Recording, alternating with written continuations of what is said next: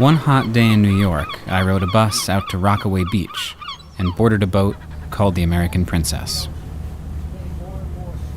I wanted to see a whale, and if you're looking for a whale in New York, you basically have two options.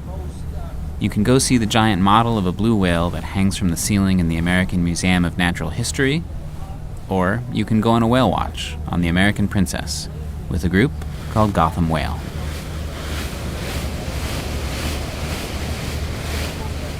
The boat slowed down about 15 miles south of the city in an area of the ocean called New York Bight. That's B-I-G-H-T, not bite like chomp. Everybody look around here, right where the whales were yesterday here, and That's Paul Siswerda, the founder of Gotham Whale. He was our guide on this trip. so we gotta try to find them. Everyone on board went to the rails and scanned the waves and waited. This was the watch part of Whale Watch. I went over to talk with Danielle Brown, a researcher with Gotham Whale. And is it a relatively new thing for whales to be here or here in these kind of numbers? Well, whales have always been in the area. They've always been in the New York Bight. However, it was thought that humpback whales were mainly here in the wintertime.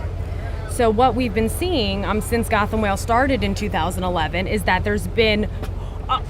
I just had a breach. Where? Sorry! I just breached! Holy crap! 3 o'clock! Breach 3 o'clock! Did anybody see that? The boat turned and motored toward the whale. Perhaps probably never find it again. That was... I tried to hang on and keep talking with Danielle, but the waves were getting choppy, and suddenly, I didn't feel so good.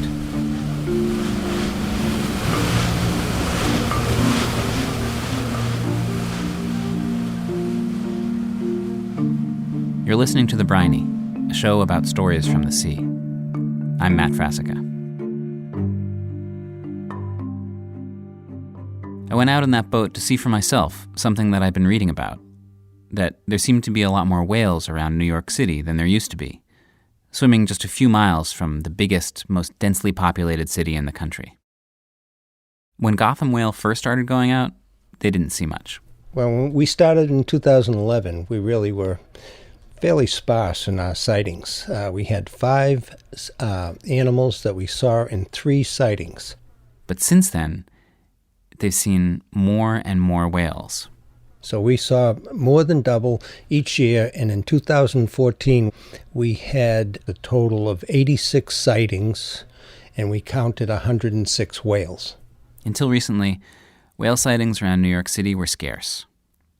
And that's because of us, our pollution, noise, fishing lines, and shipping traffic. And because, for a very long time, we were hunting them. Whaling is an ancient profession. It's been around for thousands of years. Eric G. Dolan is the author of Leviathan, A History of the American Whaling Industry. And his story goes back to the beginning of European colonization. When the Mayflower landed in Provincetown in 1620, the ship was immediately surrounded by a bunch of spouting whales. The colonists would boil down the whale's thick layer of blubber to make candles. At first, they just used the whales that washed up on the beach. But soon, they started rowing out in small boats to harpoon the whales near the shore, until there were no more whales near the shore. So, they built ships and went out to hunt whales in the open ocean.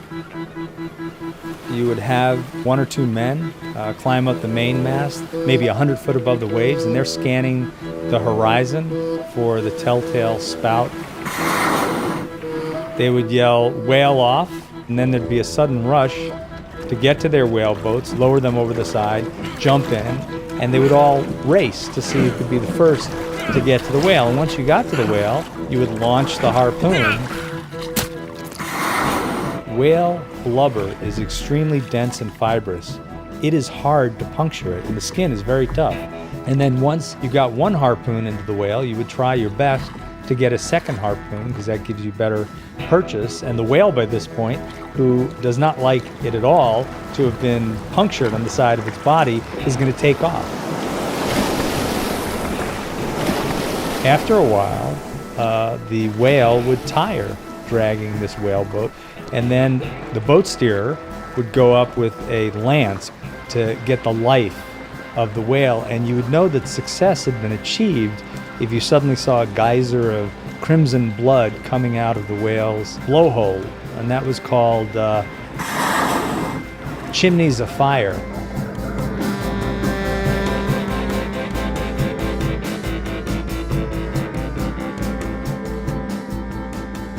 Whaling companies in Nantucket, New Bedford, and New York got rich sending these floating factories out to sea. They wouldn't come back until their holds were full of whale oil. In the mid-1850s, they were bringing in, on average, about 8,000 to 9,000 whales a year. It was one of the largest industries in the United States. As the industry became more efficient and deadly, the whales themselves became harder to find. We started going farther and farther afield to get an ever-diminishing number of whales. Whaling expeditions went around the tip of South America to reach the Pacific, and up to the Arctic to find fresh hunting grounds where the whale populations hadn't been decimated. But what happened in every other place in the world also happened in the Arctic. There was an Arctic whale rush, and so many whale ships went north. After just a few short years, 5-10 years, the population levels plummeted. The whalers themselves recognized that they were hunting their prey to extinction. In 1850, one of them wrote an open letter that appeared in a Honolulu newspaper, where lots of their compatriots would see it because Honolulu was a routine port of call for whale ships in the Pacific. The letter was written from the point of view of an Arctic whale. I write in behalf of my butchered and dying species, and I appeal to the friends of the whole race of whales. Must we all be murdered? Must our race become extinct? Will no friends and allies arise and revenge our wrongs? But it didn't change anything. It would be 100 years before the international treaty that put an end to widespread whaling. My father came back from World War II and started a fishing business in 1945, and we've been in the boating business ever since. That's Tom Palladino, captain of the American Princess. Over his decades on the water, he's watched New York Harbor come back to life. The waters are getting cleaner. There's a lot more birds than we've ever seen before, a lot more whales, a lot more dolphin, sharks, everything. In November, a humpback whale came up the Hudson River. People living on the Upper West Side could see it from their windows. And in January, the NYPD found another humpback in the East River, on the other side of Manhattan. Humpback whales are actually one of the success stories of whale conservation. Last year, the U.S. government took most of the world's humpback populations off the endangered species list. Paul from Gotham Whale thinks that humpbacks are coming back to New York in particular because one of their favorite foods has returned, a type of fish called menhaden.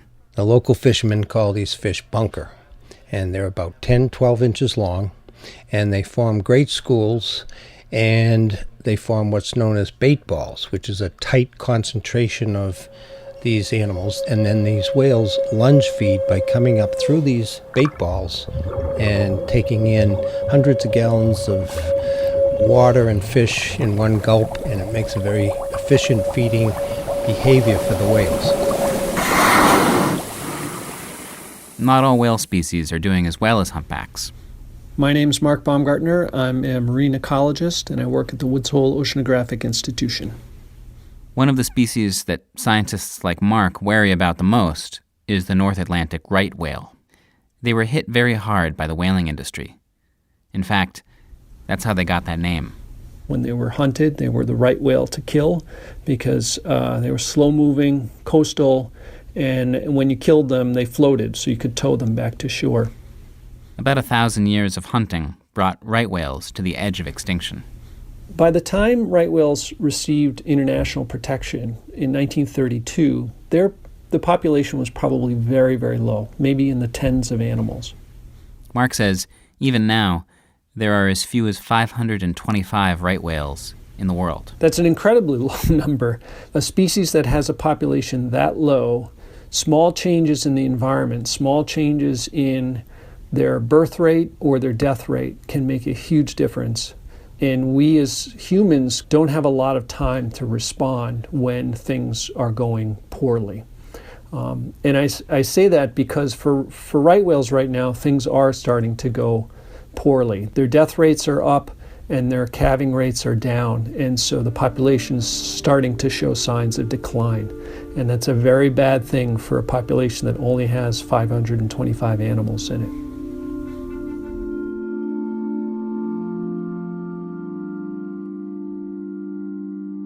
Right whales spend a lot of time in shallow water near the shore, so they cross paths with humans a lot more than, say, sperm whales that live farther out to sea.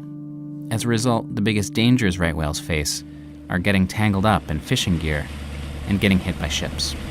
You can see propeller scars, flukes that are just cleanly cut off.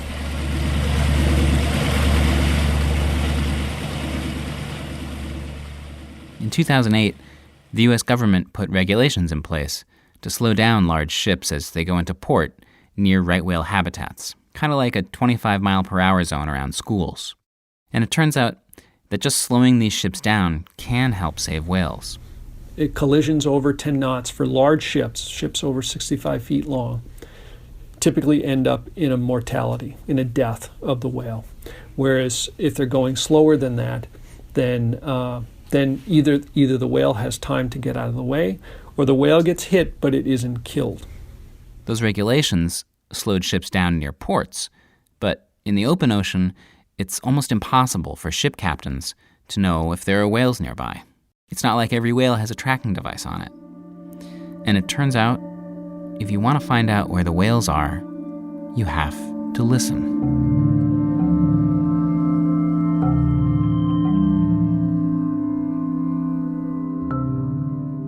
Whales make lots of sounds, and those sounds can travel for miles underwater. So, if you're listening, you could hear when a group of whales is in the area and tell ships to slow down. Last summer, Mark and his team from Woods Hole put an underwater microphone, a hydrophone, at the bottom of New York Bight to listen for whales. The hydrophone picks up whale song and sends data about what it hears back to Mark's lab on Cape Cod. And what they've found from listening to the bottom of New York Bight has been a little surprising. For one thing, they're hearing a lot more of this than they expected.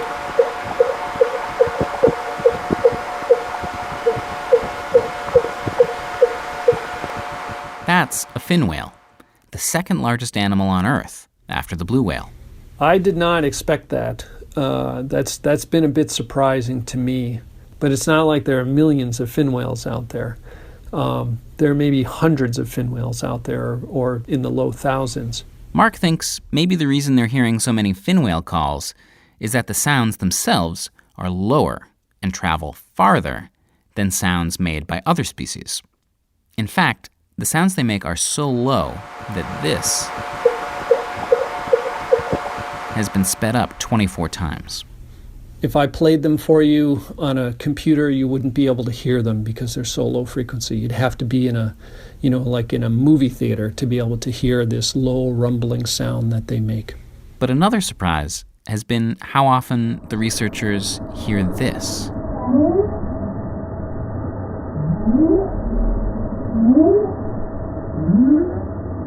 That is a right whale. Right whales are thought to migrate between their summer grounds up north and the coast off the southeastern U.S., where they go to have babies in the wintertime. So Mark expected to hear them in New York Bight as they passed through in the spring and fall. And that hasn't happened at all. What we've seen is right whales were detected in November, but then they were detected in December and detected in January and detected in February. So we've been seeing right whales, not all the time, but we certainly hear them every couple of days. That's great, but the port of New York and New Jersey is the largest port on the East Coast, with giant container ships and tankers going through New York Bight year-round. That makes it a very dangerous place for whales. That area tends to be one of the highest areas of ship strikes for whales along the entire East Coast. Right now, Mark sends email and text notifications out when his group hears whales in New York Bight. And he hopes those warnings will eventually go straight to the ships so captains can know to slow down when whales are nearby. I think it's very fair to say that no ship's captain wants to hit a whale. And so I think that there's certainly an interest in seeing this information out there so that ships can make intelligent decisions about their operations. But it's not just right whales getting hit by ships. In April, the National Oceanographic and Atmospheric Administration reported an unusual number of humpbacks turning up dead over the past year, about twice as many as a normal year, and a lot of them were cut up by propellers.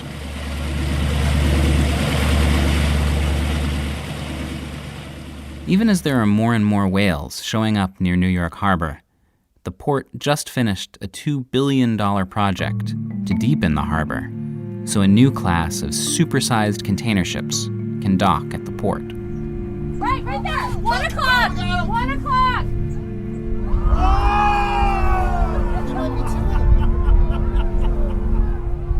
Come on, give me a high five! How exciting! This is easily my favorite trip of the season. I'm so excited. Paul Siswerda and Gotham Whale will keep going out, documenting the whales returning to the waters around New York.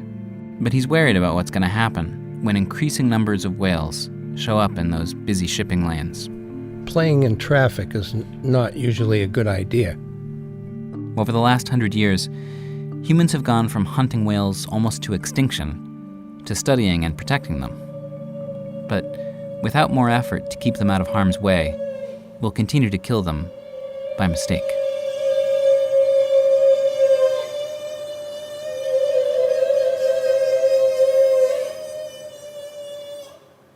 The Briny is produced by me, Matt Frasica. The music in this episode was Vulcanizing Society by Barnacled, Complex 4 by Costa T, and Denzel, Emmett, Helmer, and Zither Sprack by Blue Dot Sessions. Recordings of Whale Song came from Mark Baumgartner and David Johnston. Many thanks to Paul Siswerda, Eric J. Dolan, and Mark Baumgartner.